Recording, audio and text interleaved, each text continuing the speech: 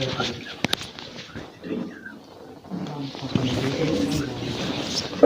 الحمد لله نحمده ونستعينه ونستغفره ونؤمن به ونتوكل عليه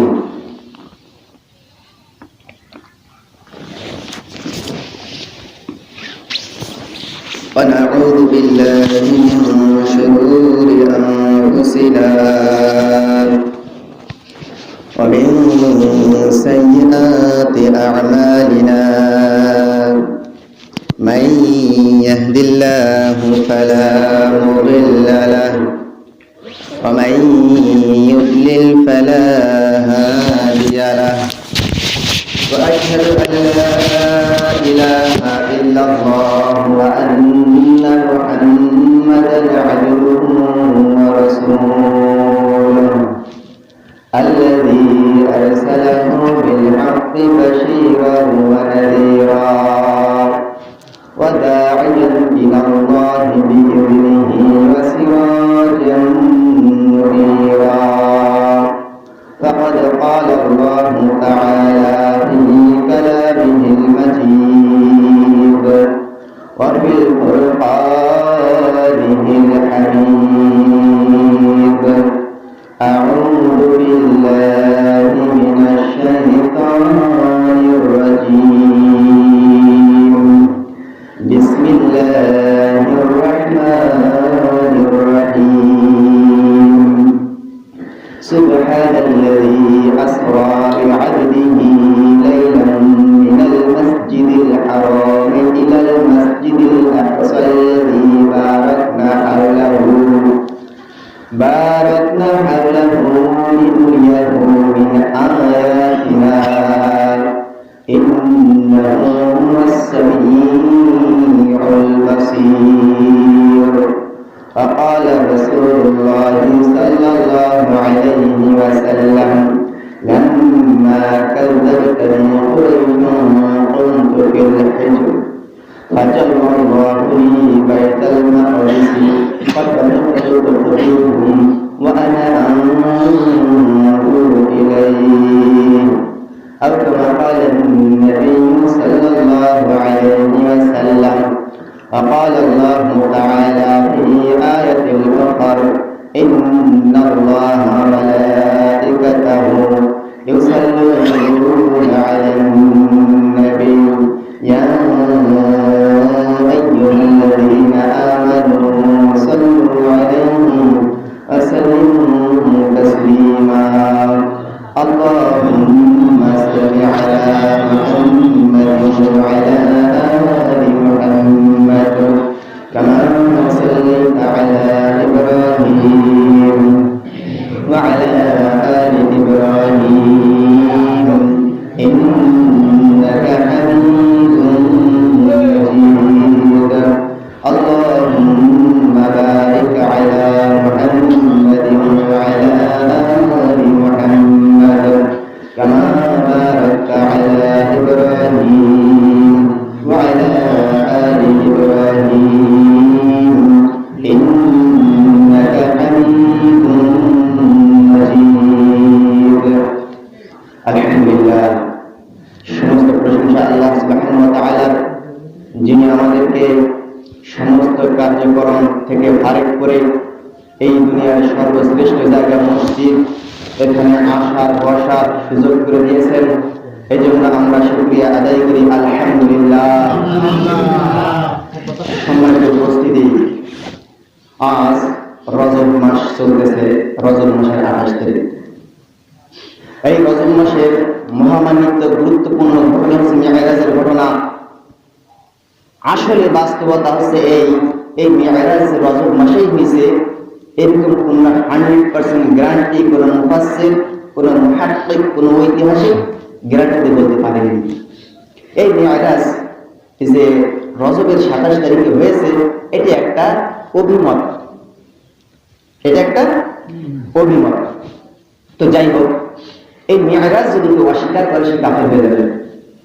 মেরাজ অস্বীকার করলে সে কাফের হয়ে যাবে, সন্দেহ করা যাবে। আল্লাহ সুবহানাহু ওয়া তাআলা এই মিরাজ সম্পর্কে আমাদেরকে জানাতে গিয়ে সূরা ইসরার 1 নম্বর আয়াতে বলেন, সুবহানাল্লাযী আসরা বি'আবদিহি লাইলান মিনাল মাসজিদিল হারাম ইলাল মাসজিদিল আকসা। এই যে মিরাজ নিয়া অনেক মানুষ নানা ধরনের সন্দেহ সংশয় তর্ক বিতর্ক কত ধরনের কথা এই সমাজের বিজ্ঞানীরা বলে, বিজ্ঞান মনস্ক মানুষেরা বলে, তাদের কথা মুখের উপরে ছুড়ে দিয়ে আল্লাহ সুবহানাহু ওয়া তাআলা নিজের জাতের কথা আগে উচ্চারণ করলেন, বললেন সুবহানাল্লাযী, মহা পবিত্র সেই সত্তা আল্লাহ। এখানে পবিত্র কিসের থেকে পবিত্র আল্লাহ ইঙ্গিত করলেন। আল্লাহ ইঙ্গিত করে বললেন, ও দুনিয়ার মানুষেরা, তোমরা যে মিরাজ সম্পর্কে সন্দেহ সংশয় করো, তোমরা জেনে রাখো আল্লাহ সুবহানাহু ওয়া তাআলা কোন অপরগতা থেকে যত দুর্বলতা অক্ষমতা, সমস্ত দুর্বলতা অক্ষমতা থেকে মুক্ত আল্লাহ। তোমাদের কাছে সাময়িক মানুষের কাছে দুর্বলতা হইতে পারে, তোমাদের কাছে অসম্ভব হইতে পারে, তোমরা অস্বীকৃতি জানাইতে পারো, সন্দেহ করতে পারো, সন্দেহ সংশয় করতে পারো, কিন্তু এই সন্দেহ সংশয় কইরো না, আমি এমন এক আল্লাহ যা কোনো কাজ আমার পক্ষে অসম্ভব নয়। আল্লাহর কাছে সবকিছুই সম্ভব, অসম্ভব বলতে কোনো কথা আল্লাহর দরবারে কি আছে? আল্লাহর দরবারে কোনো কিছু অসম্ভব বলতে কোনো কিছু নেই। আল্লাহ বলবেন কোন ফায়াকুন, হয়ে যাবে। আল্লাহ বলবেন চন্দ্র সূর্য গ্রহ নক্ষত্র সময় সব স্থগিত হয়ে যা, আমার হাবিব আমার কাছে আসবে, তোরা এই বেয়াদবি করতে পারবি না, তোদের সময়ের গতি, আহ্নিক গতি, বার্ষিক গতি, সূর্যের গতি, চন্দ্রের গতি, পৃথিবীর গতি সব থেমে যা, আমার হাবিব আমার কাছে আসবে, আমার নিয়ামত দেখবে, আমার নিদর্শনগুলো দেখবে, জান্নাত দেখবে, জাহান্নাত দেখবে, সব কিছু দেখে শুনে আবার আমার হাবিব দুনিয়ায় পৌঁছবে। তখন থেকে তোরা কার্যক্রম চালু করবি। আল্লাহ এই অর্ডার দিয়ে থাকে, তোরা সব স্থগিত, সব বন্ধ। সময় 12টা 1 মিনিট, এখানে স্তব্ধ, বন্ধ। চন্দ্র এখানে যেখানে আছে সেখানেই খাড়া, বন্ধ। সূর্য যেখানে আছে সেখানেই খাড়া, বন্ধ। সব স্থগিত। আমার হাবিব মেরাজ করবে, আমার সাথে সাক্ষাৎ করবে, জান্নাত দেখবে, জাহান্নাত দেখবে, সব কিছু দেখে শুনে যখন জমিনে যাবে, তখন থেকে তোরা তোর গতিতে আবার চলবে। এই হুকুম যদি আল্লাহ করে থাকেন, এই হুকুম যদি লক্ষ লক্ষ বছর আল্লাহ করে থাকেন, এটা আল্লাহর পক্ষে সম্ভব কি সম্ভব নয়? এটা আল্লাহর পক্ষে সম্ভব। এটাই আল্লাহ ইঙ্গিত দিয়েছেন, সুবহানাল্লাযী আসরা বি'আবদিহি লাইলাম মিনাল মাসজিদিল হারামি ইলাল মাসজিদিল আকসা। সেই মহা পবিত্র সেই সত্তা যিনি তার নবীকে ইসরা করিয়েছেন কোথা থেকে কোথায়? ইলাল মাসজিদিল হারামি ইলাল মাসজিদিল আকসা, মসজিদে হারাম থেকে মসজিদে আকসা। কেন এই যে মিরাজ ইসরা কেন করেছেন? লিনুরিয়াহু মিন আয়াতিনা। এই যে মিরাজ করলাম এর উদ্দেশ্য হলো এই, আমি যে নিদর্শনগুলো সৃষ্টি করেছি, সাত আসমান সৃষ্টি করেছি, চন্দ্র সূর্য জান্নাত জাহান্নাম যত কিছু সৃষ্টি করেছি, এটা আমার হাবিবকে নিজ চোখে দেখানোর জন্য এই মিরাজ। এই মিরাজের উদ্দেশ্য কি? আল্লাহ রাসূলকে নিয়ামতগুলো, নিদর্শনগুলো দেখানোর উদ্দেশ্য। আল্লাহ রাসূলকে কেন নিয়ামত, এই নিদর্শন কেন দেখাইলেন? এর হাকিকত কি? এর পূর্ব কথাটা কি? এর পূর্ব কথা যদি আমরা জানতে চাই, হযরত আয়েশা রাদিয়াল্লাহু তাআলা আনহা আমাদের প্রিয় নবী মুহাম্মদুর রাসূলুল্লাহ সাল্লাল্লাহু আলাইহি ওয়াসাল্লামকে জিজ্ঞেস করেন, ইয়া রাসূলুল্লাহ, আপনি জীবনে অনেক কষ্ট করেছেন, ইসলামের দাওয়াত দিতে গিয়ে জীবনে বহু কষ্ট করেছেন, সবচেয়ে অন্যতম একটি কষ্ট উহুদের ময়দানে। উহুদের ময়দানে কান্তার মোবারক শহীদ করেছেন, মায়ের খেয়েছেন, কত মুসলমান শহীদ হয়েছে। এই উহুদের দিকে কঠিন মুহূর্ত, কঠিন দিন কি আপনার জীবন কখনো এসেছিল কিনা? আল্লাহ রাসূল সাল্লাল্লাহু আলাইহি ওয়াসাল্লাম হযরত আয়েশা রাদিয়াল্লাহু তাআলা আনহাকে বলেন, ও আয়েশা, এই দিনের দাওয়াত দিতে গিয়ে তোমার বংশ, কুরাইশ বংশ আমাকে যে নির্যাতন করেছে, অপমান করেছে, লাঞ্ছিত করেছে, কুরাইশের মানুষগুলা আমাকে নির্যাতন করলো, না লাঞ্ছিত করলো, আমার বিরোধিতা করা শুরু করে দিল। আমি চিন্তা করলাম এই কুরাইশরা আমার কথা শুনে না, আমি চলে যাই আমার মামার দেশ তায়েফ। আমি তায়েফে চলে গেলাম। তায়েফে গিয়ে দ্বীনের দাওয়াত দেওয়া শুরু করলাম, কিন্তু নিষ্ঠুর তায়েফবাসী আমার দাওয়াত পূরণ করলো না, উল্টো আমার বিরোধিতা করা শুরু করে দিল। এমন বিরোধিতা করলো, নিজেরা সহ তাদের সন্তানদেরকে আমার বিরুদ্ধে মেলায় দিল পাথর নিক্ষেপ করার জন্য। আমি মুহাম্মদ যখন তায়েফদেরকে দাওয়াত দিচ্ছি, দ্বীনের দাওয়াত, তখন তাদের বাচ্চারা আমার গায়ে পাথর ছুঁড়ে মারল, নিক্ষেপ করলো। ওই পাথরের আঘাতে আমার সর্বশরীর রক্তে রঞ্জিত হয়ে গেল, আমার শরীর ক্ষত বিক্ষত হয়ে গেল। আমি এই ক্ষত আঘাত নিয়ে আমি একটা জায়গায় বসলাম, বসে উপর দিকে তাকাইলাম। উপর দিকে তাকায় দেখি এক টুকরা মেঘ আমাকে ছায়া দিচ্ছে। দেখলাম মেঘের ভিতরে জিবরাইল আলাইহিস সালাম আসতেছে দুজন ফেরেশতার সাথে নিয়ে। ওই দুজন ফেরেশতা হচ্ছে পাহাড়ের ফেরেশতা। জিবরাইল আমাকে বললেন, ইয়া রাসূলুল্লাহ, আপনার সাথে যে ঘটনা হয়েছে সব কিছুই আল্লাহ সুবহানাহু ওয়া তাআলা দেখেছেন। এই যে দুজন ফেরেশতা নিয়ে আসলাম, পাহাড়ের ফেরেশতা, এই ফেরেশতাকে আপনি যে নির্দেশ দিবেন সেই নির্দেশে কার্যকর করবে। ফেরেশতারা আল্লাহ রাসূলকে বললেন, ইয়া রাসূলুল্লাহ, আপনি আমাদেরকে অর্ডার করুন, আমাদেরকে নির্দেশ দিন, আমরা এই দুই পাহাড় একত্রিত করে এই তায়েফবাসীকে পাহাড় চাপা দিয়ে ধ্বংস করে দিই। আল্লাহ রাসূল সাল্লাল্লাহু আলাইহি ওয়াসাল্লাম বললেন, না, এদেরকে ধ্বংস করো না। এরা আজকে দিনে দাওয়াত পূরণ করতেছে না, ভবিষ্যতে অদূর ভবিষ্যতে এদের সন্তানগুলো ইসলামের দাওয়াত কবুল করবে, এদেরকে ধ্বংস করে দিও না। আল্লাহ রাসূল সাল্লাল্লাহু আলাইহি ওয়াসাল্লাম এই দুঃখ নিয়ে মক্কায় ফিরে আসলেন। এমন একটি বছর, আমুল হুজুর, দুঃখের বছর, তার চিরসাথী হযরত খাদিজা রাদিয়াল্লাহু তাআলা আনহা, তার সাথী সহধর্মিণী স্ত্রী, সর্বসময় তার পাশে ছিলেন, তাকে সাহায্য করেছিলেন। আর একজন তার চাচা, তিনিও ওই বছর মৃত্যুবরণ করলেন। ওই ঠিক ওই একই বছরে তায়েফের এই নির্যাতনের ঘটনা। আল্লাহ রাসূল বলেন, আমি দুঃখ ভরা হৃদয় নিয়ে আমি রাত্রে বেলা শুয়ে আছি। যে ঘরটা এই দুঃখ নিয়ে চিন্তা করিয়া টেনশন করতে করতে চিন্তা করতে করতে ঘুমায় গেলাম। হঠাৎ করে দেখি যে ঘরে আমি ঘুমায় আছি, এই ঘরের ছাদটা ফাঁকা হয়ে গেছে। ওই ফাঁকা দিয়া জিবরাইল আলাইহিস সালাম হাজির হয়ে গেছে। মুফাসসিরিনে কেরামগণ বলেন, এই যে জিবরাইল অনেক সময় এর আগে আল্লাহ রাসূলের সাথে সাক্ষাৎ করেছে, কোন সময় ঘরের ছাদ ফাঁকা করেনি, আজকে কেন ঘরের ছাদ ফাঁকা করে আসলেন? এর ব্যাখ্যা হচ্ছে আল্লাহ রাসূলকে জিবরাইল অগ্রিম সংকেত দিচ্ছে, ইয়া রাসূলুল্লাহ, আজকের রাত একটা গুরুত্বপূর্ণ মহামান্বিত রাত। এই রাত ছাদ ফাঁকা করে দেওয়ার উদ্দেশ্য হচ্ছে, ইয়া রাসূলুল্লাহ, আপনি প্রস্তুত থাকেন, আপনার ঘরের ছাদটা ফাঁকা হয়ে গেছে, একটু পরে আকাশের সব দরজা ফাঁকা করে আরেকটা দিন গ্রহণ করবেন। এই ইঙ্গিতটা আল্লাহ রাসূলকে দেওয়ার জন্যই জিবরাইল আলাইহিস সালাম ঘরের ছাদ ফাঁকা করে আল্লাহ রাসূলকে আসলেন। আল্লাহ রাসূলকে নিয়ে হাতিমে কাবায় নিয়ে গেলেন। আল্লাহ রাসূল সাল্লাল্লাহু আলাইহি ওয়াসাল্লাম বলেন, আমি যখন হাতিমে কাবায় গেলাম, আমাকে শুয়াই দিল, শুয়াই দিয়ে আমার সিনাকে ফেলে ফেলল জিবরাইল আলাইহিস সালাম, সাথে তার দুইজন ফেরেশতা। আমাকে বক্ষটা ফেলে ফেলে আমার ভিতরে যত পার্টস পত্র আছে সমস্ত পার্টস পত্র জমজমের পানি দিয়ে ধৌত করলেন। জমজমের পানি দিয়ে ধৌত করার পরে ইলমের আর হিকমতের দুইটা পেয়ালা নিয়ে আসছিলেন। ওই পেয়ালা পূর্ণ দুইটা ইলমের হিকমতের পেয়ালা, এই দুইটা ইলমের হিকমত আমার বক্ষের ভিতরে ঢোকাই দিয়া জিবরাইল আলাইহিস সালাম আমার বক্ষকে আবার আগের মতো স্বাভাবিক করে দিলেন। স্বাভাবিক হয়ে গেলেন। বুরাক নিয়ে আসলেন।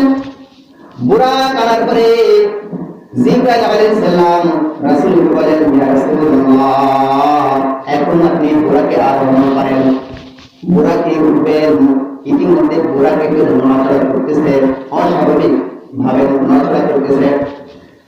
জিবরাইল বুরাককে উদ্দেশ্য করে বলল, বুরাক, তুমি কার সাথে বিয়াদবি করতেছো? তুমি তাকে চেনো? আসমান জমিন আল্লাহর মর্যাদা সবচেয়ে বেশি, তারপরে যার মর্যাদা বিশ্বনবী মুহাম্মদ রাসূলুল্লাহ, তার উপরে আল্লাহ এবং রাসূলের মাঝখানে এমন কোন ব্যক্তি নাই যার মর্যাদা বেশি। আল্লাহর পরেই যার মর্যাদা, সেই রাসূলের সাথে কি তুমি এই করতেছো? এই কথা যখন বুরাক শুনলো, বুরাক টেনশনের চিন্তায় স্তব্ধ হইয়া তার সর্ব শরীর ঘামে ঘর্মিত হইয়া গেল। বুরাক স্থির হয়ে গেল। আল্লাহ রাসূল সাল্লাল্লাহু আলাইহি ওয়াসাল্লাম বুরাককে আহ্বান করলেন, বুরাক উঠে বসলেন। বুরাক চলা শুরু করলো। আল্লাহ রাসূল সাল্লাল্লাহু আলাইহি ওয়াসাল্লাম বলেন, বুরাক যে চলা শুরু করলো, বুরাকের যে গতি, এত গতি, এই বুরাক শব্দ আছে বারগুন থেকে, বারগুন অর্থ বিজলি। আকাশে মেঘ হয় না, বিজলি চমকায়, যখন চমকায় এই বিদ্যুতের আলো জমিনে পৌঁছেছে একেবারে গুরুত্ব চলে আসে না, এত গুরুত্ব গতি সম্পন্ন ওই বারগুন থেকে বুরাক শব্দের উৎপত্তি। বুরাক বলতে এই যে বিজলি তার থেকে বেশি গতি সম্পন্ন। আল্লাহ রাসূল সাল্লাল্লাহু আলাইহি ওয়াসাল্লাম এই বুরাক যে লাফ মারে, এক একটা লাফ কোথায় গিয়ে পৌঁছায়, তার চোখ যেখানে শেষ হয় ঠিক সেখানেই যাই তার পা আবার আসে। এত গুরুত্ব সম্পন্ন। আল্লাহ রাসূল সাল্লাল্লাহু আলাইহি ওয়াসাল্লাম বলেন, বুরাক আমাদের নিয়ে রওনা করলো। চলতে বাইতুল মুকাদ্দাসে গিয়ে আমরা হাজির হইলাম। বাইতুল মুকাদ্দাসে যাওয়ার পরে পূর্ববর্তী নবীগণ এই বুরাককে যে খুঁটির সাথে বাঁধতেন, আমি সেই খুঁটির সাথে বেঁধে নিয়া বাইতুল মুকাদ্দাস মসজিদে আকসা এই ভিতরে প্রবেশ করলাম। গিয়ে দেখি অনেক মানুষ। জিবরাইল আলাইহিস সালাম বলেন, ইয়া রাসূলুল্লাহ, এই লোকগুলা আপনার ইমামতের জন্য অপেক্ষা করতেছে, আপনি ইমামতি করেন। ওয়াক্তটা তাহাজ্জুদের ওয়াক্ত। আল্লাহ রাসূল সাল্লাল্লাহু আলাইহি ওয়াসাল্লাম দুই রাকাত নামাজ পড়লেন। নামাজ পড়ে শেষ করলেন। জিবরাইল আলাইহিস সালাম বলেন, ইয়া রাসূলুল্লাহ, আপনি কি জানেন আপনি কাদের ইমামতি করলেন? আল্লাহ রাসূল সাল্লাল্লাহু আলাইহি ওয়াসাল্লাম বলেন, আমি জানি না। জিবরাইল আলাইহিস সালাম বলেন, ইয়া রাসূলুল্লাহ, আজকে আপনাকে সমস্ত নবীকুলের ইমাম হিসেবে এই মসজিদে আপনাকে দুই রাকাত নামাজ আল্লাহ পড়াই দিলেন। সুবহানাল্লাহ। আল্লাহ রাসূল নবীদের ইমাম, নবীদের সর্দার। এই যে নবীদের সর্দার সময়ের সঙ্গে এই বেশি বলা যাচ্ছে না। এই যে নবীদের সর্দার বানাই দিলেন প্রকারান্তে, অন্যদিকে ইঙ্গিত করে বোঝা যায় এখানে আল্লাহ রাসূল সাল্লাল্লাহু আলাইহি ওয়াসাল্লাম তার সর্বময় ক্ষমতা আল্লাহ সুবহানাহু ওয়া তাআলা রাসূলকে দান করেন। এই ক্ষমতা, এইটা সেই ক্ষমতা, রাষ্ট্রীয় ক্ষমতা, রাষ্ট্রীয় পাওয়ার। গোপনে গোপনে আল্লাহ সুবহানাহু ওয়া তাআলা এই যে ইমামতের পাওয়ার দিয়েই এখান থেকে আবার সামিয়ে দিলেন। এই পাওয়ার সর্বপ্রথম তাকে দিয়েছিলেন ইব্রাহিম আলাইহিস সালাম। এরপরে তার ছেলে ইসমাঈল আর ইসহাক নামে দুইটা ছেলে ছিল। ইসহাকের সিলসিলা ধরে বনি ইসরাইলের নেতৃত্ব আল্লাহ সুবহানাহু ওয়া তাআলা দান করেছিলেন। পরবর্তীতে বনি ইসরাইল ইহুদিরা অনেক জুলুম নির্যাতন মানুষের কাছে করেছিল। এরপরে আল্লাহ সুবহানাহু ওয়া তাআলা সেই ইসহাকের বংশধরের নেতৃত্বকে বাদ দিয়ে ইসমাঈলের নেতৃত্বে, ইসমাঈলের বংশধরের নেতৃত্ব আল্লাহ রাসূল সাল্লাল্লাহু আলাইহি ওয়াসাল্লামের ইমামতি বানায় সে আল্লাহ রাসূলের ঘরে নেতৃত্ব করে দিয়েছে আল্লাহ সুবহানাহু ওয়া তাআলা। সুবহানাল্লাহ। আমাদের নেতাকে বিশ্বনবী মুহাম্মদ রাসূলুল্লাহ সাইয়্যিদুল মুরসালিন মুহাম্মদ রাসূলুল্লাহ সাল্লাল্লাহু আলাইহি ওয়াসাল্লাম হচ্ছে আমাদের সেই নেতা, কাঙ্ক্ষিত নেতা বিশ্বনবী মুহাম্মদ রাসূলুল্লাহ সাল্লাল্লাহু আলাইহি ওয়াসাল্লাম। নামাজ শেষ করে বাইরে হলেন। আল্লাহ রাসূল সাল্লাল্লাহু আলাইহি ওয়াসাল্লাম বলেন, নামাজ শেষ করে বাইরে হইলাম। জিবরাইল আলাইহিস সালাম দুটো পাত্র আনলেন। একটা পাত্রের ভিতরে দুধ, আর এক পাত্রের ভিতরে মদ। আমি দুধটা গ্রহণ করলাম। জিবরাইল আলাইহিস সালাম তোমরাই গ্রহণ করেছেন। এরপরে এই দুধ গ্রহণ করার পরে আমার যে যাত্রা শুরু হলো। জিবরাইল আলাইহিস সালাম দুজনে চলে গেলেন প্রথম আসমানে। যেতে যেতে প্রথম আসমানে চন্দ্র, সূর্য, গ্রহ, নক্ষত্র, শূন্য মহাশূন্য পাড়ি দিয়া সর্বোচ্চ প্রথম আসমানে গিয়ে হাজির হইলেন। জিবরাইল আলাইহিস সালাম প্রথম আসমানের রক্ষী ফেরেশতাকে জিজ্ঞেস করেন, ও ফেরেশতা, আসমানের দরজা খুলে দাও। ফেরেশতা বলেন, ও জিবরাইল, আপনি কি আল্লাহর হুকুমে নিয়ে আসছেন? আপনি কি আল্লাহর হুকুম, আল্লাহর অনুমতি আছে কিনা আপনি আসছেন নবীকে যা? জিবরাইল আলাইহিস সালাম বলেন, হ্যাঁ, আল্লাহর অনুমতি আছে, আল্লাহর হুকুম আছে। আল্লাহর হুকুম, আল্লাহর অনুমতির কথা যখন জিবরাইল ফেরেশতাকে শোনালেন, লক্ষ্মী ফেরেশতার সাথে সাথে প্রথম আসমানের দরজা খুলে দিলেন।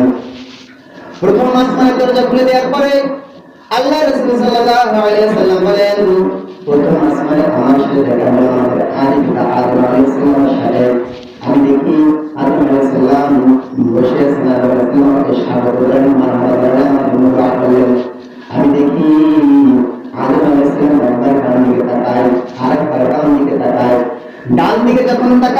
আদম নবী মুস্কি মুস্কি হাসেন, আর বাম দিকে যখন তাকান হৃদয় ফাটিয়া কান্না করেন। চিন্তা করলাম, আদম নবীকে জিজ্ঞেস করলাম, আবুল বাশার, আপনি ডান দিকে তাকান হাসে, আবার বাম দিকে তাকান কান্না করেন, কারণ কি? আদম নবী বলেন, ডান দিকে যে তাকাই মুস্কি মুস্কি হাসি, এর কারণ হচ্ছে আমার যে সন্তানগুলা জান্নাতি হবে, বেহেশতি হবে, ডান দিকে তাকাইলে সেই সন্তানগুলোকে আমি দেখতে পাই।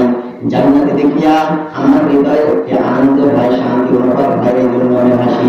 এরপরে যখন বাম দিকে তাকাই দেখি আমার জাহান্নামের সন্তানগুলো জাহান্নামের ভিতরে আছে, এই জাহান্নামের ভয়াবহ দেখে আমার হৃদয় ফেটে যায়, কান্না করি আমি।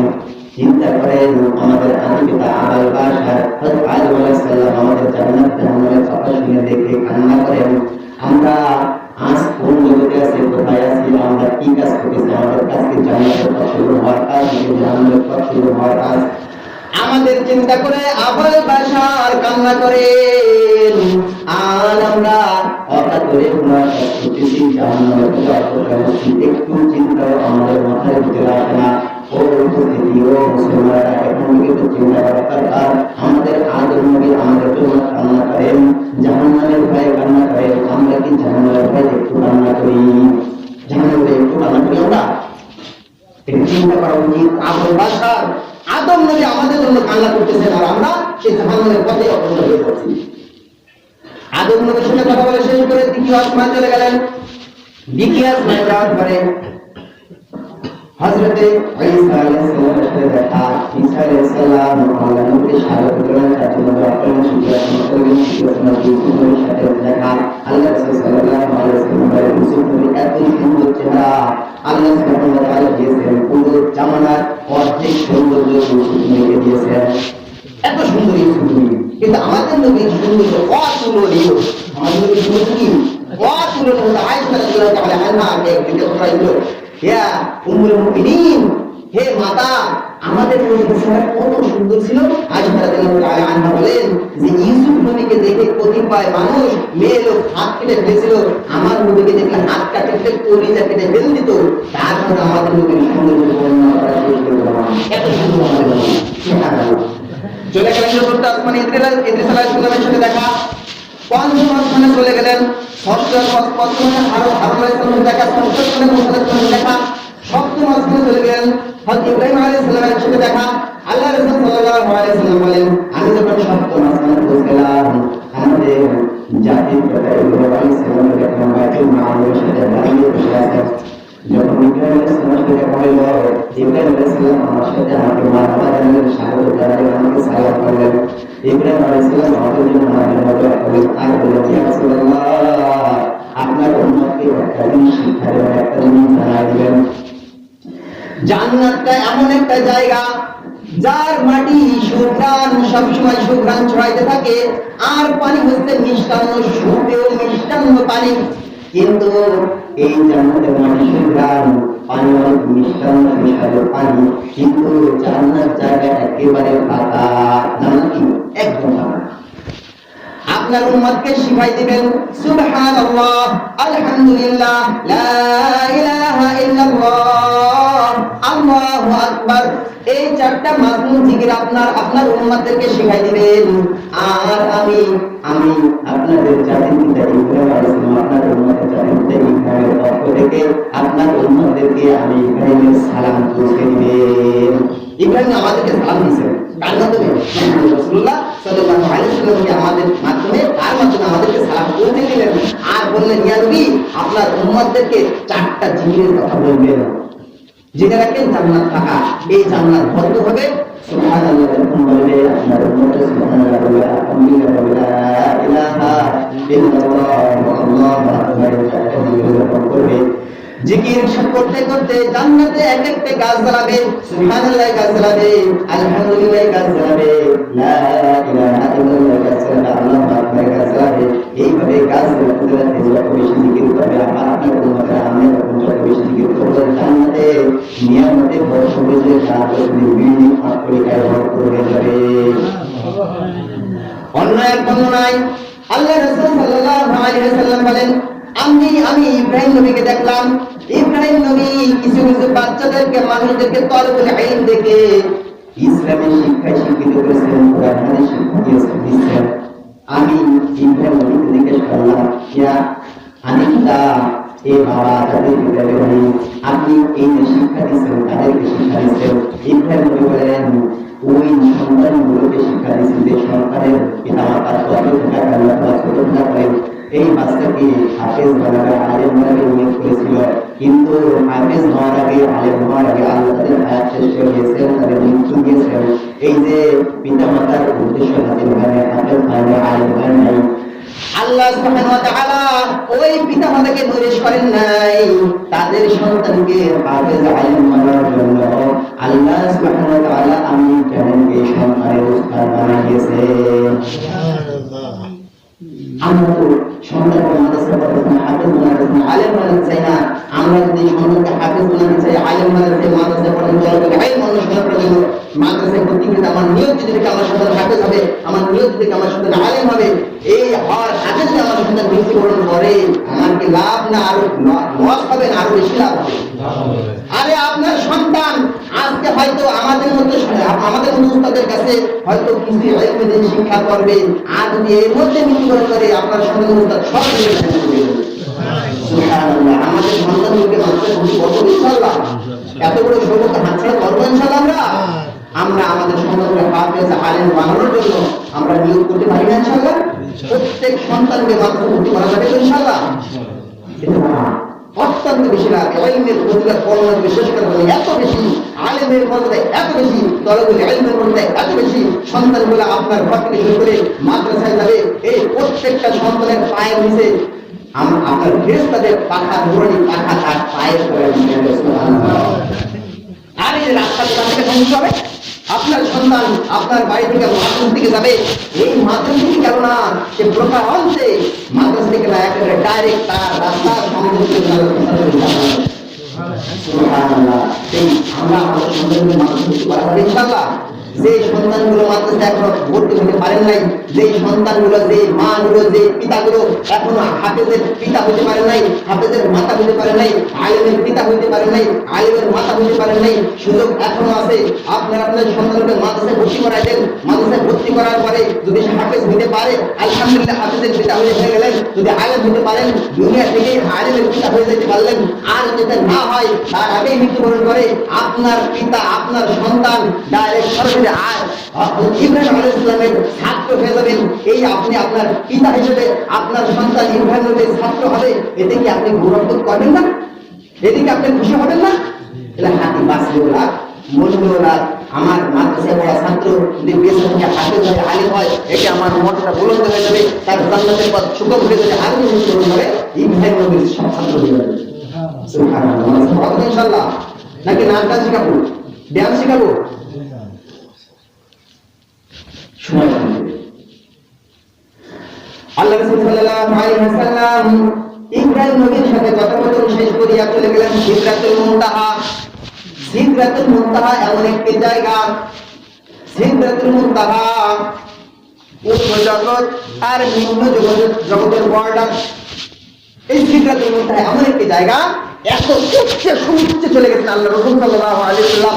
যেই উচ্চে, যেই সীমানা বাদ দিয়ে, সীমানা পেরিয়ে কোন ফেরেশতা আজ পর্যন্ত চাইতে পারে না। কোন ফেরেশতা এই সিদরাতুল মুনতাহার ব্যারিকেড ওভারটেক করে আল্লাহর দরবারে কেউ এখন চাইতে পারে না। এত উচ্চ, এই উচ্চে মর্যাদায় সমাজীন করে দিলেন আমাদের নবী বিশ্বনবী রাসূলুল্লাহ সাল্লাল্লাহু আলাইহি ওয়াসাল্লামকে। আল্লাহ সাল্লাল্লাহু আলাইহি ওয়াসাল্লাম আল্লাহ নামাজ দান করলেন।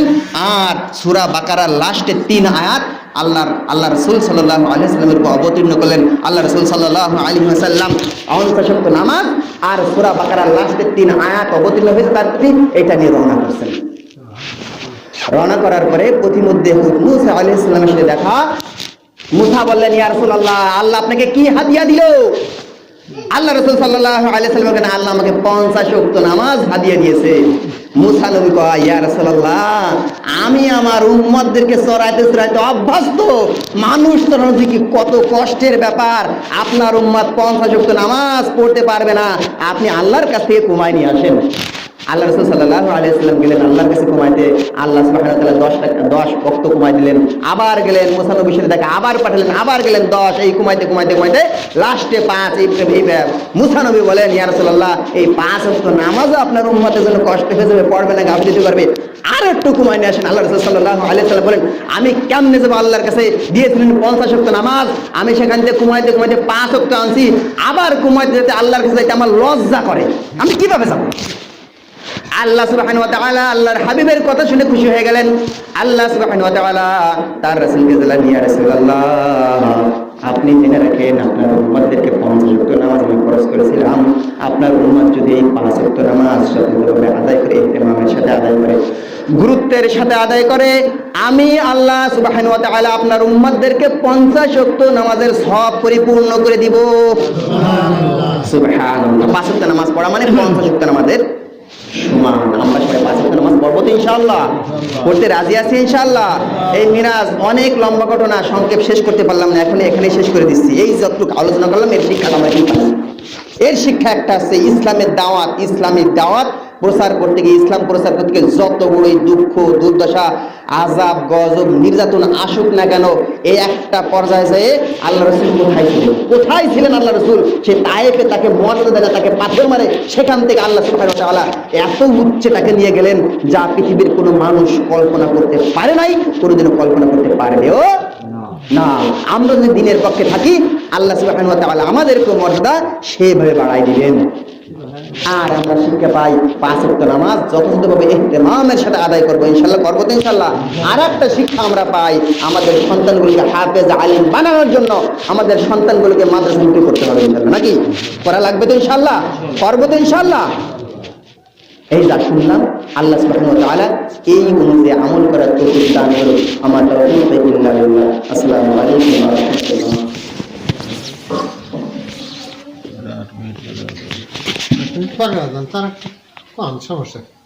অনেক বেশি হয়ে গেছে।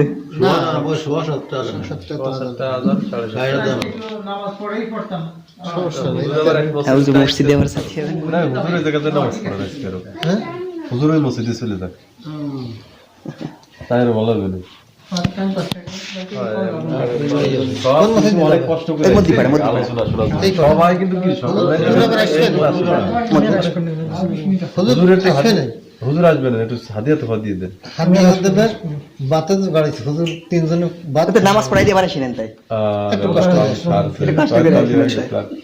আপনি বসেন, আমি যাই। চলে আসুন কলাম, চলে আসুন। আমার তো দেরি হচ্ছে, বললাম আমার তো দেরি হোক। হুজুর কয় আসলে দেরি সমস্যা কি? কোনো সমস্যা নেই, 5 মিনিট 10 মিনিট না। আজকে সবাই আসে, অনেক কষ্ট করে আলোচনা শুনছি, সমস্যা নেই। আলহামদুলিল্লাহ, আমার বসেন, আলহামদুলিল্লাহ, আমার বসার সুযোগ করে দিয়েছেন, আবার আলোচনা শোনার তৌফিক দিয়েছেন, এজন্য আবার আমরা শুকরিয়া আদায় করি। আলহামদুলিল্লাহ। এই যে আমরা বসে গেছি জান্নাতুল বাগান, এটা কি জান্নাতুল বাগান? এই যে আমরা আল্লাহ রাসূলের আলোচনা করতেছি, আল্লাহর আলোচনা করতেছি, এটা মূলত আল্লাহ সুবহানাহু ওয়া তাআলা কিসের পয়দা করেছেন? জান্নাতে, রিয়াদুল জান্নাহ। এই যে আশার বসা শুনছি সবাই জান্নাতের, সবাই কি আল্লাহ জান্নাতে থাকবেন? না, আল্লাহ আমাদেরকে বাঁচিয়ে দিয়েছেন। অনেক মানুষ আছে না, আসতে পারে না, বসতে পারে না, গানের মতন আছে, নাচের মতন আছে, ড্যান্সের মতন আছে, টিভির সামনে আছে না? কিন্তু আল্লাহ সুবহানাহু ওয়া তাআলা আমাদেরকে তাদের থেকে আরেক করে পৃথক করে এই যে জান্নাতে আসার বসার তৌফিক দান করেছেন। কে দিয়েছেন? আল্লাহ সুবহানাহু ওয়া তাআলা। এই জন্য শুকরিয়া বেশি আদায় করতে হবে। আল্লাহ সুবহানাহু ওয়া তাআলা বলেন, শাকারতুম আযীদাকুম ওয়া লা ইন কাফারতুম ইন্না আযাবি লাশাদীদ। যত বেশি আমার শুকরিয়া তোমরা আদায় করবা, তত বেশি তোমাদের নিয়ামত বাড়ায় দেব। আর এই যে সময় দিলাম, সুযোগ দিলাম, তৌফিক দিলাম, সবকিছু দেওয়ার পরও তোমরা শুকরিয়া আদায় না করে আমার জিকিরের দিকে ধাবিত না হয়ে ওই টিভির সামনে বসে আছো, চার বাজারে আড্ডা মারতেছো, বিনা কারণে সময়টা নষ্ট করতেছো, মোবাইলে ফেসবুকিং করতেছো, মেসেঞ্জারিং করতেছো, ইউটিউবিং করতেছো, এই কত কিছু করতেছো। এই যে আমি সুন্দর করে গুরুত্ব সহকারে একটা সময় দিয়েছিলাম, এই সময় এই মসজিদে আলোচনা হয়েছিল, তোমরা মসজিদে আলোচনা শুনতে যাও নাই, জান্নাতের বাগানে যাও নাই, তুমি সেই সর্বনিকৃষ্ট জায়গায় বাজারে অহেতুক সময় নষ্ট করেছিলে। জেনে রাখো ইন্না আযাবি লাশাদীদ, আমি তোমাদের দয়া করে সময় দান করেছিলাম নিয়ামত হিসেবে, সেই সময়টাকে যথাযথভাবে কাজে না খাটিয়ে সময়টাকে অপচয় করেছো, গুনাহের কাজে সময়টা ব্যয় করে দিয়েছিল। জেনে রাখো ইন্না আযাবি লাশাদীদ, জেনে রাখো যে সময় দেওয়ার পরেও সময়কে কাজে লাগাইতে পারো নাই, ব্যর্থতায় পরিবেশিত হইয়া গুনাহ থেকে ধাবিত হয়ে গেছো, জাহান্নামের পথে অগ্রসর হয়ে গেছো। জেনে রাখো এই যে নিয়ামত দেওয়ার পরেও নিয়ামতের শুকরিয়া আদায় না করিয়া আল্লাহর জিকির থেকে ধাবিত না হইয়া গুনার দিকে গেছো। জেনে রাখো ইন্না আযাবি লাশাদীদ, আমার আযাব ভয়াবহ কঠিন, এত বেশি কঠিন যা দুনিয়ার কোনো মানুষ কল্পনা করতে পারে না। এই যে সময় আমাকে দিয়েছেন, অবসর দিয়েছেন, এই যে তিনি কথা শোনার তৌফিক দিয়ে দিয়েছেন, এটা আল্লাহর নিয়ামত না? এটা আল্লাহর নিয়ামত না? এই নিয়ামতের শুকরিয়া আদায় করা মানে কি? আল্লাহর জিকির বেশি করে করা, আল্লাহর জিকির বেশি করে করা। তো যাই হোক, আমরা কথা বলতেছিলাম ওই যে ইব্রাহিম নবীর সাথে দেখা হয়ে গেল। আল্লাহ ইব্রাহিম নবী শিক্ষা দিলেন জিকিরের শিক্ষা। কিসের শিক্ষা দিলেন? জিকির কেমন করি? জিকির কি আমরা করি? আমরা তো জিকির করি না। ইব্রাহিম নবী আমাদের নবীকে শিক্ষা দিলেন, ইয়া রাসূলুল্লাহ, আপনার উম্মতদেরকে আমার সালাম পৌঁছে দিবেন, আর চারটা জিকির শিক্ষা দিবেন, সুবহানাল্লাহ, আলহামদুলিল্লাহ, লা ইলাহা ইল্লাল্লাহ, আল্লাহু আকবার। আল্লাহর নবী বললেন আপনার উম্মতদেরকে শিক্ষা দিবেন, চারটা জিকির শিক্ষা দিবেন। এখন ওই শিক্ষা কি আল্লাহর নবী আমাদেরকে দিয়েছেন এই পর্যন্ত কি সীমাবদ্ধ হবে? এই পর্যন্ত সীমাবদ্ধ থাকা উচিত?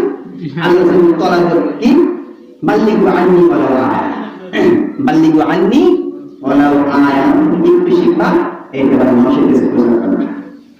ইব্রাহিম নবী আমাদেরকে শিখালেন, আমাদের নবী আমাদেরকে শিখালেন, আমরা শিখাবো কাদের?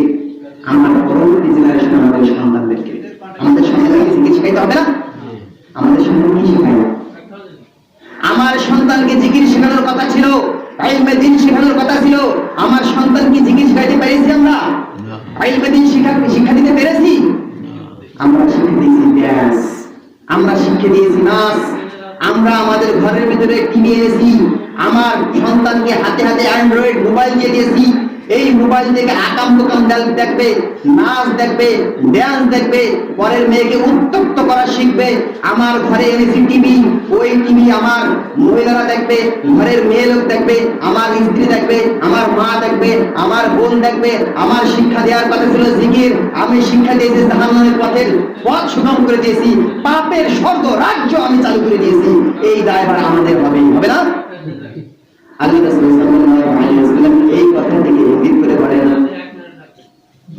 ইলা দালালা, যদি কোনো মানুষ পথ ভ্রষ্টের দিকে মানুষদেরকে আহ্বান করে, গুনাহের কাজের দিকে আহ্বান করে, যদি কোনো মানুষ গুনার দিকে মানুষদেরকে আহ্বান করে, জেনে রাখেন আপনার আহ্বানে আপনি সুযোগ করে দিয়েছেন, আপনার সুযোগ মতো আপনি ঘরে টিভি চালু করে দিয়েছেন, টিভি কিনে দিয়েছেন, বিবিকে দেখানোর জন্য, সন্তানকে দেখানোর জন্য, সন্তানকে মোবাইল কিনে দিয়েছেন, সন্তানকে পাপের স্বর্গরাজ্য চালু করে দিয়েছেন। আপনি একজন আল্লাহর ওলি হয়েছেন, খাঁটি আল্লাহর ওলি, জান্নাতে উড়ে বেড়াচ্ছেন, আসমান থেকে উড়ে বেড়াচ্ছেন। এত বড় গ্রামটি আপনার, এত বেশি আল্লাহর ওলি হয়ে গেছেন, এত বড় আল্লাহর ওলি। আপনি ঘরে টিভি দেখে গেছেন, ওই টিভিতে দেখে আপনার স্ত্রী দেখেছে, আপনার সন্তান দেখেছে, আপনার মা দেখেছে, যতদিন পর্যন্ত আপনার দেখা দেখে গুনার সিলসিলা চালু হয়ে গেছে, আপনার কবরে ততদিন পর্যন্ত গুনাহ পৌঁছাবে।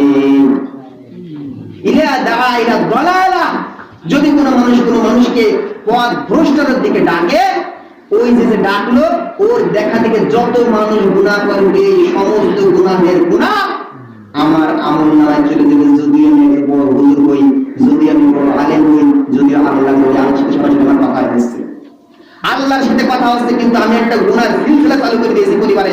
এই পরিবার আমার গুনার সিলসিলা যত দিন পর্যন্ত ধরে রাখবে, তত দিন পর্যন্ত আমার আমলনামায় ওই গুনাহ লেখছি লোড আকারে লোড হতে থাকবে। আল্লাহ রাসূল সাল্লাল্লাহু আলাইহি ওয়াসাল্লাম শিক্ষা দিলেন, উম্মতেরা তোমরা শিক্ষা দাও জিকির আর আমরা শিক্ষা দিই নাচ। আল্লাহ রাসূল সাল্লাল্লাহু আলাইহি ওয়াসাল্লাম বলেন শিক্ষা দাও ইলমে দ্বীন, আমরা শিক্ষা দিয়েছি ডান্স। আমাদেরকে শিক্ষা দিলেন আল্লাহর বড়ত্বের কথা, আল্লাহর কোরআনের কথা প্রচার করার জন্য আমরা প্রচার করতেছি গান বাজনা ডান্স কনসার্ট সবকিছু। এই যে আমি এই গান বাজনা কনসার্ট নাচ গানের দিকে যত মানুষকে সাহায্য করেছি, এই সাহায্য করার কারণে আমি যত বড়ই নামাজি হই, যত বড়ই আলেম হই, যত বড়ই আল্লাহর ওলি হই না কেন, ওই কিয়ামতের ময়দানে ধরা খাইতেই হবে। আচ্ছা জানেন তো যে কিয়ামতের সর্বপ্রথম ঘাঁটি হচ্ছে কবর। কিয়ামতের সর্বপ্রথম ঘাঁটি কি? কবর। কি আমাদের হিসাব নিকাশ হয়ে যাবে? সব হয়ে যাবে। হবে কবে? কিয়ামতের ময়দানে, আরশের ময়দানে। কেন? আমাদের তো আমাদের কাছে বন্ধ হয়ে গেছে, আমার তো আর আসছে না, কিয়ামতের ময়দানে কেন হবে? এর ব্যাখ্যা হচ্ছে এই, আপনি যত বড়ই আল্লাহর ওলি হন না কেন, আপনি যত বড়ই গুনাহগার নালায়েক বান্দা হন না কেন, আপনার আমল নামাজে দুনিয়ায় ভালো কাজের, এই যে মাদ্রাসায় পড়া, এই যে সদকায়ে জারিয়া, মাদ্রাসা করে দেওয়া, মসজিদ করে দেওয়া, আলেমদেরকে সাহায্য করা, দ্বীনি কাজে সাহায্য করা, যে একটি টাকা দান করেছিলেন, ওই যে একটা ছাত্রকে যে একটি হরফ শিক্ষা দিয়েছিলেন, এই হরফের সিলসিলা ওই কিয়ামত পর্যন্ত জারি থাকবে। এই কিয়ামত পর্যন্ত আপনার আমল যোগ হবে। এই যে কিয়ামত পর্যন্ত যোগ হবে, যদি মরার সাথে সাথে হিসাব হয়, এই আমল কোথায় যাবে? এই আমল কোথায় যাবে? এরপরে আপনি একজন সমাজের বিশাল বিত্তশালী মানুষ, আপনি সমাজের মানুষদেরকে হাতে হাতে অ্যান্ড্রয়েড ফোন ধরে দিলেন, হাতে হাতে টিভি ধরাই দিলেন, হাতে হাতে গুনাহের স্বর্গরাজ্য চালু করে দিলেন। আপনি মরে যাওয়ার পরে এই গুনাহের সিলসিলা চালু থাকবে কিয়ামত পর্যন্ত। এই কিয়ামত পর্যন্ত আপনার আমলে গুনাহ যুক্ত হবে। এখনই যদি আপনার হিসাব নিকাশ সব করা হয়, এই গুনাহ কমে যাবে। এই জন্যই আমাদের আমলনামা ওই কিয়ামতের দিবসে হিসাব নিকাশ হবে। অনেক মানুষ নালায়েক হয়ে যাবে, একেবারে গুনাহগার বান্দা হবে, সে কিয়ামতের মধ্যে হাসতে হাসতে জান্নাতে চলে যেতে পারবে। কেন? ওই যে সদকায়ে জারিয়া চালু করে দিয়েছে। সদকায়ে জারিয়া চালু করেছে, মাদ্রাসায় টাকা সাহায্য করেছে, মাদ্রাসায় একটা ছাত্র দিয়েছে, মাদ্রাসায় আলেমকে সাহায্য করেছে, ওই আলেমকে সাহায্য করার কারণে, মাদ্রাসায় একটা ইট দান করার কারণে, মাদ্রাসায় একটা ছাত্রদের সাহায্য করার কারণে এই যে ইলমের ধারা চালু করে দিয়েছে, কিয়ামত পর্যন্ত চলবে। ওই কিয়ামত পর্যন্ত সেই সব আমার আমলনামায় যুক্ত হবে। এখন যদি কিয়ামতের সব হিসাব নিকাশ হয়ে যায়, এই আমলনামা কোথায় যাবে? তাহলে আমাদের আমলনামা এখানে আমরা মরে গেলেই যে শেষ হয়ে যাবে তা কিন্তু না। ইদা মাতা ইনসানু ক্বাতা আমালুহু ইল্লা মিন সালাসা। আল্লাহ রাসূল সাল্লাল্লাহু আলাইহি ওয়াসাল্লাম বলেন, যখন কোনো মানুষ ইন্তেকাল করে তার আমলের সব দরজা বন্ধ হয়ে যায়, ইল্লা মিন সালাসা, তিনটা ব্যতীত। একটা হচ্ছে সাদাকায়ে জারিয়া, প্রবাহমান দান। আপনি মসজিদ বানাইছেন, মাদ্রাসায় টাকা দান করেছেন, এই যে মসজিদ যতদিন পর্যন্ত থাকবে, মাদ্রাসা যতদিন পর্যন্ত চালু থাকবে, মাদ্রাসার একটা ছাত্রকে সাহায্য করেছেন, একটা উস্তাদকে সাহায্য দিয়েছেন, ওই সাহায্য পাইয়া একটা ছাত্রকে হরফ শিক্ষা দিয়েছেন, ইলমে দ্বীন শিক্ষা দিয়েছেন, ওই ইলমে দ্বীনের ধারা যতদিন পর্যন্ত চালু থাকবে, ততদিন পর্যন্ত আমার আমলনামায় সব পৌঁছাইতেই থাকবে। আর হচ্ছে কি? ওয়ালাদুন সালিহ, নেককার সন্তান। কি? নেককার সন্তান। আপনার সন্তানকে নেককার বানাই দিয়েছেন, আপনার সন্তানকে হাফেজ বানাই দিয়েছেন, আপনার সন্তানকে আলেম বানাই দিয়েছেন। এই সন্তান যত আমল করবে, নামাজ পড়বে, কোরআন পড়বে, হাদিস পড়বে, তাসবিহ পড়বে, জিকির করবে, মানুষদেরকে দাওয়াত দিবে, ইসলামের দাওয়াত দিবে, ইসলামের প্রতি অগ্রসর হয়ে যাবে, যত আমল করবে, অটোমেটিক সন্তানের আমল আপনার আমলের মধ্যে যুক্ত হয়ে যাবে। সুবহানাল্লাহ। আর কাছে ইলমে দ্বীন। এই যে হুজুররা, হুজুরকে দেখতে মনে হয় ছোট, হুজুরকে দেখতে মনে হয় এদের কোনো দাম নাই, দাম নাই। ওরে হুজুররা যে কাজ করে যাচ্ছে, একটা সন্তান যদি কবুল হয়ে যায়, ওই একটা সন্তান যদি কিয়ামত পর্যন্ত ইলমের ধারা সিলসিলা জারি রাখতে পারে, হুজুর বসে বসে কবরে বসে বসে অটো সবের ভাগিয়ে যাবে। সদকায়ে জারিয়া তিনটা কিন্তু আমাদের রাখি যেতে হবে। সদকায়ে জারিয়া তিনটা আমাদের রাখি যেতে হবে। রাখি দিতে পারবো ইনশাআল্লাহ। মসজিদ মাদ্রাসায় সাহায্য করা যাবে ইনশাআল্লাহ। হ্যাঁ, আলেমদেরকে সাহায্য করা যাবে, আলেম সন্তানকে নেক সন্তান বানানো যাবে তো ইনশাআল্লাহ। এই শিক্ষা আমরা হযরত ইব্রাহিম নবী থেকে ওই সপ্তম আসমান থেকে আল্লাহ রাসূলকে শিক্ষা দিয়েছেন। এই শিক্ষা দিয়ে আজ আমরা বাস্তব জীবনে প্রতিফলিত করি, বাস্তব জীবনে কার্যকর করি, আমাদের জীবন রঙিন হয়ে যাবে। কিয়ামতের ভয়াবহ দিনে আমরা হাসতে হাসতে বিনা হিসেবে জান্নাতে চলে যাব, আর পাশের ভাই কাঁদতে কাঁদতে চিৎকার করতে করতে জাহান্নাম থেকে অগ্রসর হবে, সে যাইতে চাইবে না, তাও জাহান্নামে যাবে। কি হবে? কি হবে? আজীব ঘটনা। একজন একই জায়গার মানুষ একজনকে জাহান্নামে, একই জায়গার মানুষ একজনকে জাহান্নামে। কারণটা কি? ও তো কালো ছিল, নিকৃষ্ট ছিল, কুৎসিত ছিল। ও শুধুমাত্র মাদ্রাসার সম্পর্ক থাকার কারণে, আলেমদের সাথে সম্পর্ক থাকার কারণে দেখা যাচ্ছে অল্প আমল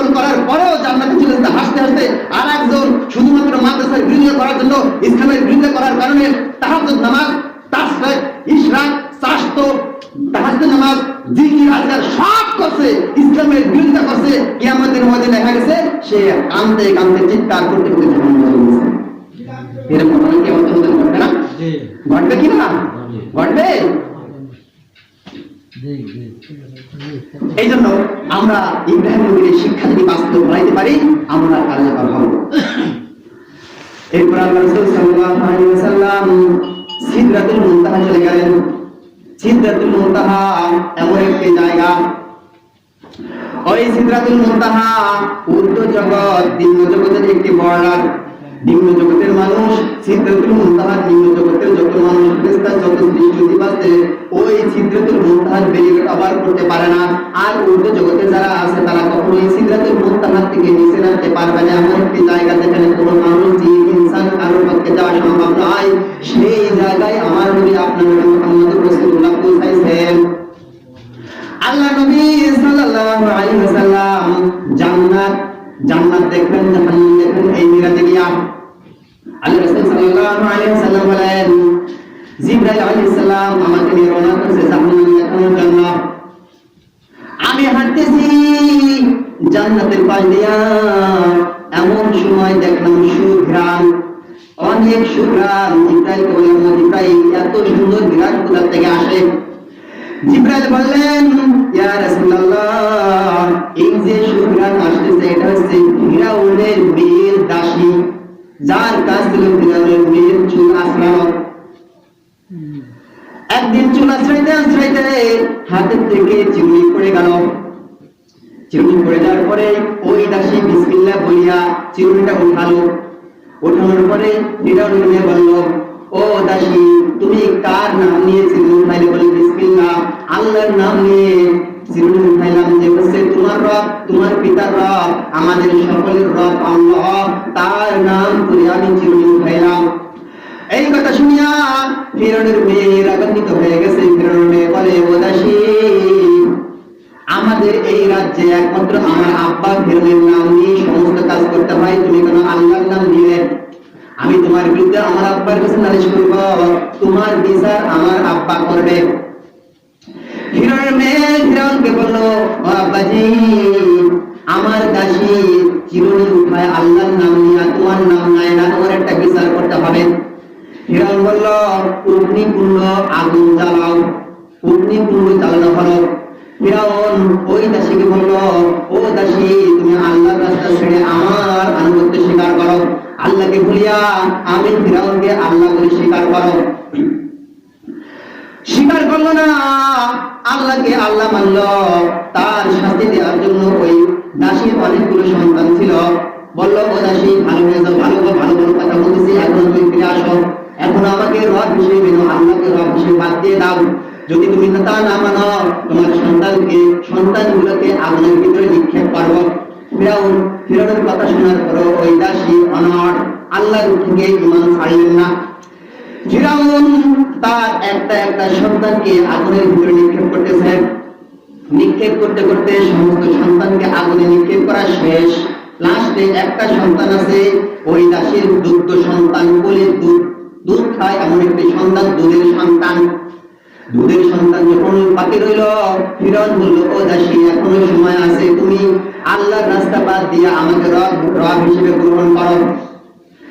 মেয়ে এতগুলো সন্তান হারিয়া দ্বিধাদ্বন্দ্বে পড়ল, আমার এই দুধের সন্তানও আগুনের ভিতরে ফেলে দেবে। একটু চিন্তা করলো, দ্বিধাদ্বন্দ্বে পড়ে গেল, এখন আমি কি করব?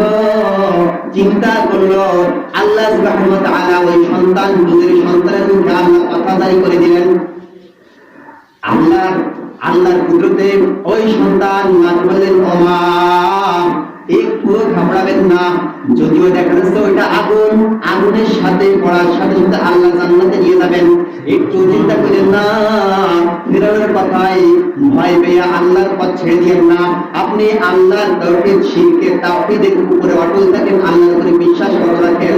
যদিও আমরা আগুনের ভিতরে যাই, ওই আগুনের ভিতরে প্রবেশ করবো আর জান্নাতে স্থান পাবো। এই কথা শোনার পরে ফিরআউন এত নির্যাতন করার পর ওই দাসীকে আল্লাহর রাস্তা থেকে ফেরাতে পারেননি। পরবর্তীতে ওই ফিরআউন ওই দাসী দুধ সন্তান সহ আগুনে নিক্ষেপ করেছে।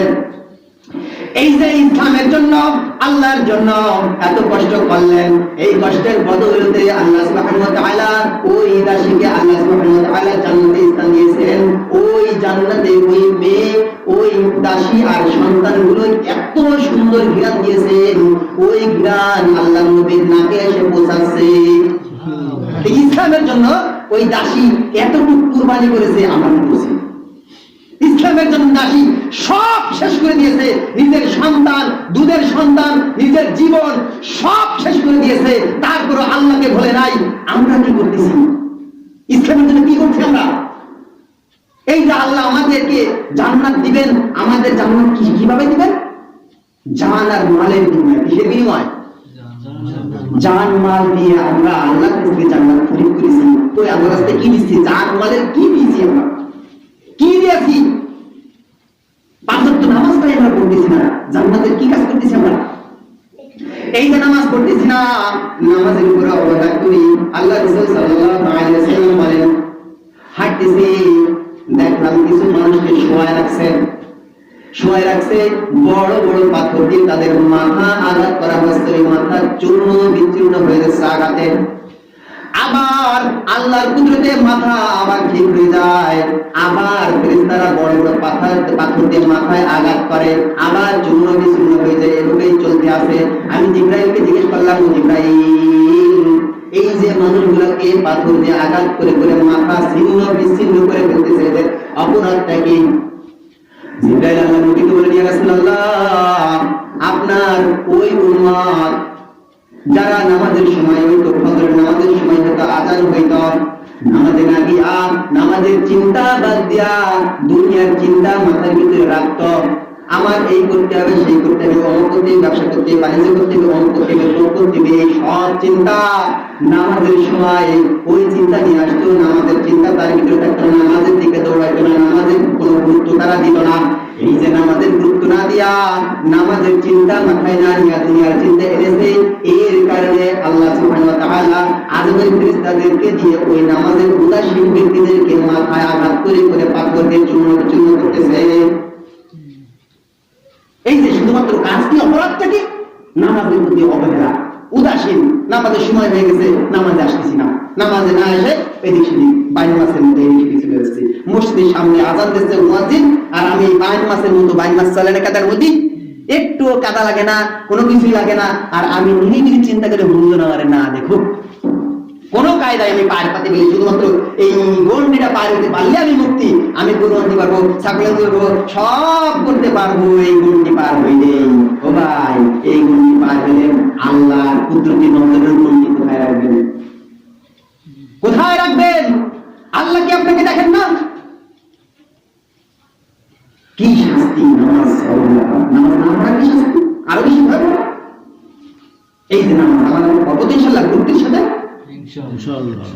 আল্লাহ নবী সাল্লাল্লাহু আলাইহি ওয়াসাল্লাম বলেন, আমি হাঁটতেছি, আমি জিবরাইল আমাকে সাথে নিয়ে হাঁটতেছে, দেখি রক্তের নদীর ভিতরে কিছু লোক সাঁতার কাটতেছে, কুলি আসতেছে, হাঁপায় যাচ্ছে, সাঁতার কাটতে কাটতে কুলি আসার চেষ্টা করতেছে। কিছু ফেরেশতা ওই কুলি আসা ব্যক্তিদেরকে বড় বড় পাথর তাদেরকে জোর করে করে গালে দিয়ে ঠেলে ঠেলে গিলে গিলে খাওয়াচ্ছে। এই যে ভয়াবহ করুণ পরিস্থিতি, আল্লাহ রাসূল জিবরাইলকে বলেন, জিবরাইল, এদের শাস্তি এত ভাবে হচ্ছে, অপরাধটা কি? জিবরাইল আল্লাহর নবীকে বলেন, ইয়া রাসূলুল্লাহ, আপনার ওই উম্মত যারা সুদ খাইতো, সুদ হালাল ইনকাম অনুসরণ করার কাজে ব্যস্ত হইতো না, হালাল রিজিকে সন্তুষ্ট হইতো না, সেই সুদ খাইতো, সুদ। এই সুদ খাওয়ার অপরাধে আল্লাহ সুবহানাহু ওয়া তাআলা তাদেরকে এইরকম আযাবের ব্যবস্থা করে দিয়েছেন। অপরাধটা কি? সুদ। আর এই সুদের কি বড় গুনাহ, এত বেশি বিস্তারিত বর্ণনা করা যায় না। শুধু কি আমার এই মিরাজে কি কি দেখছেন সংক্ষেপে বলতেছি। আল্লাহ রাসূল সাল্লাল্লাহু আলাইহি ওয়াসাল্লাম বলেন, আমি হাঁটতেছি, দেখলাম একটা গর্ত থেকে চিৎকার আওয়াজ আসতেছে। কি চিৎকার আওয়াজ? গর্তের কাছে গেলাম, গিয়ে দেখলাম কিছু উলঙ্গ নারী আর পুরুষ ওই গর্তের ভিতরে আগুন জ্বলতেছে, দাও দাও করে জ্বলতেছে আগুনের স্ফুলিঙ্গে। ওই মেয়েগুলা, ছেলেগুলা, ওই পুরুষগুলা একবার আগুনের তালে উপরে উঠে আসতেছে, আবার নিচে চলে যাচ্ছে আগুনের তলদেশে, আবার আগুনের উতলানিতে আগুনের শিখায় ধাক্কা লেগে আবার উপরে চলে আসছে, তারা চিৎকার করতেছে। আল্লাহ নবী জিবরাইলকে বললেন, ও জিবরাইল, এই যে উলঙ্গ নারী পুরুষ এই আগুনের ভিতরে উঠতেছে আর চিৎকার করতেছে, এদের অপরাধটা কি? জিবরাইল বললেন, ইয়া রাসূলুল্লাহ, আপনার পরিবারের উম্মত যারা জেনা ব্যভিচার করত, নিজের স্বামী রয়েছে, সন্তান রয়েছে, নিজের স্বামী রয়েছে, নিজের ঘরে স্ত্রী রয়েছে, তা বাদ দিয়ে সে পরকীয়া করত, তা বাদ দিয়ে পরকীয়া করত, সন্তানগুলা অকারণে বিনা কারণে বিয়ের যোগ্য বিনা করে প্রেম প্রীতি করত, নারীদের সাথে জিনা করতে ব্যভিচার করত। এই যে জিনা যারা ব্যভিচার করত, পরকীয়া করত, তাদের অপরাধটা হচ্ছে এই, তাদের উলঙ্গ করে জাহান্নামের ভিতরে তাদেরকে অনন্ত আগুনে জ্বালানো লাগতেছে। আমাদের সন্তানগুলো যে পরকীয়া করতেছে, আমাদের সন্তানগুলো মোবাইলে অন্য মেয়ের সাথে প্রেম প্রীতি করতেছে, এই খবরটা আমরা রাখি রাখি এর জবাব আমি আমার পিতা হিসেবে এর জবাব আমি কি দিব আল্লাহর কাছে? আল্লাহর কাছে কি দিব? আমার সন্তানকে আদব শিক্ষা দেই নাই, আমার সন্তানকে ন্যায় নীতি নৈতিকতা আমি শিক্ষা দিতে পারি নাই, আমার সন্তানকে কোরআন হাদিস শিক্ষা দিতে পারি নাই, আমার সন্তানকে জাহান্নামের দিকে অগ্রসর করে দিয়েছি, আমার সন্তানকে ছেড়ে দিয়েছি, আমার মেয়েকে ছেড়ে দিয়েছি, অকাতরে জিনা ব্যভিচার করে যাচ্ছে, সমাজে জিনা ব্যভিচার সয়লাভ হয়ে গিয়েছে, আমি পিতা নামাজের ভিতরে মগ্ন আছি, আপনি আল্লাহর দরবারে কি জবাব দিবেন? ওই কিয়ামতের মাঝে জ্বলতে হবে কি না?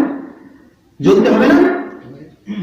আল্লাহ রাসূল সাল্লাল্লাহু আলাইহি ওয়াসাল্লাম আরো অনেক ঘটনা দেখে আসলেন, জান্নাতের ঘটনা, জাহান্নামের ঘটনা সবকিছু দেখে জমিনে চলে আসলেন।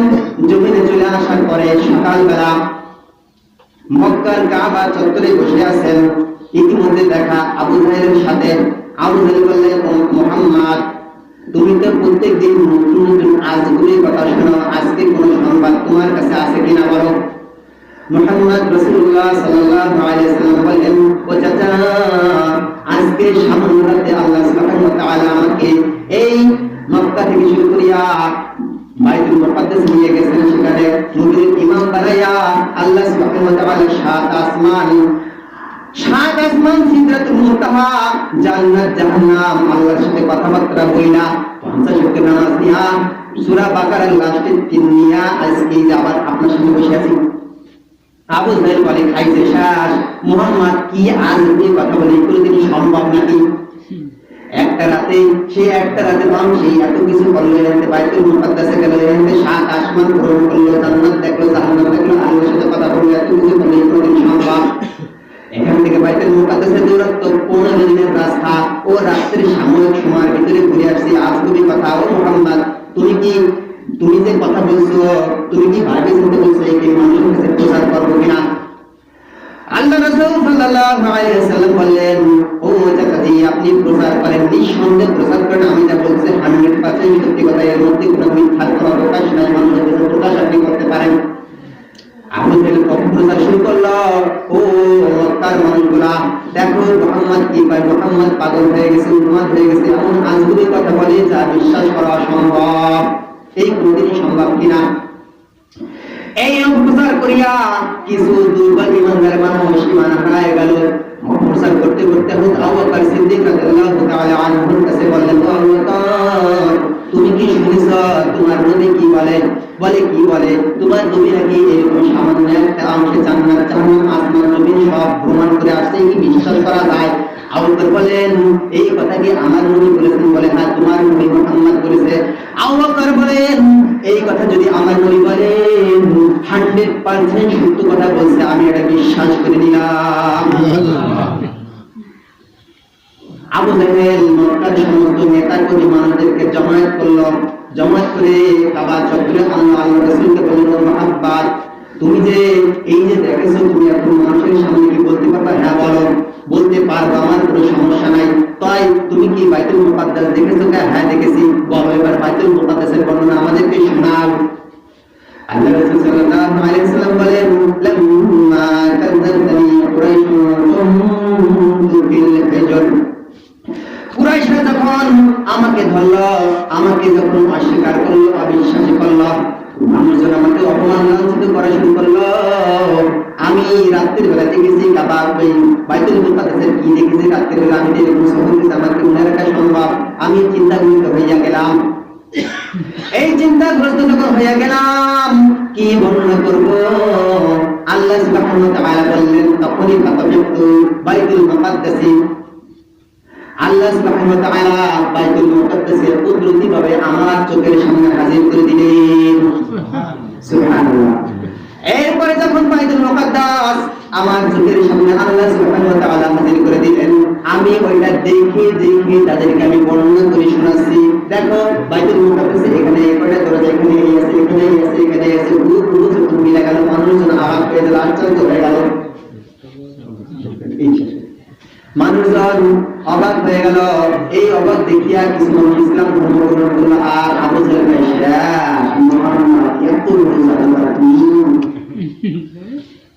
মানে মুসলমান মানুষ এই ঘটনা শুনে, আর আবু জাহেলকে এত বড় জাদুকর তুই। এই যে মিরাজটা কি আল্লাহ রাসূলের সশরীরে হয়েছে না স্বপ্নযোগে? সশরীরে যদি কেউ সন্দেহ করে সশরীরে বাইরে সে কাফের হয়ে যাবে। স্বপ্ন থেকে আবু জাহেল বিশ্বাস করতো। স্বপ্নে তো অনেক কিছু দেখা যায় সম্ভব, কিন্তু সশরীরে এক রাত্রির ভিতরে এত কিছু অসম্ভব বিষয় না।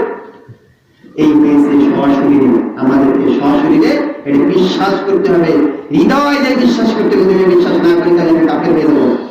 এই যে মিরাজ আমরা যা শুনলাম, এই অনুযায়ী আমল করার তৌফিক আল্লাহ সুবহানাহু ওয়া তাআলা আমাদেরকে দান করুন। সবাই বলেন আমিন। এত সময় কথা বললাম, এই সর্বগুণ আল্লাহ আমাকে আমল করার তৌফিক দান করুন। যদি কোনো ভুল কথা হয়ে থাকে আপনাদের সিনে থেকে মুছে আল্লাহ আমাকে মাফ করে দিক। আপনারা সবাই আমাদের জন্য দোয়া করবেন, আমার জন্য দোয়া করবেন। আসসালামু আলাইকুম ওয়া রাহমাতুল্লাহ।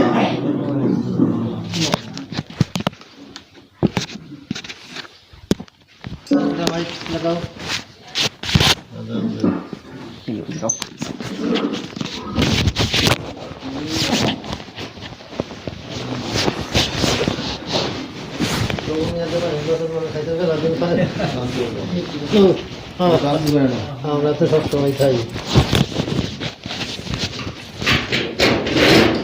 দিবি কিন্তু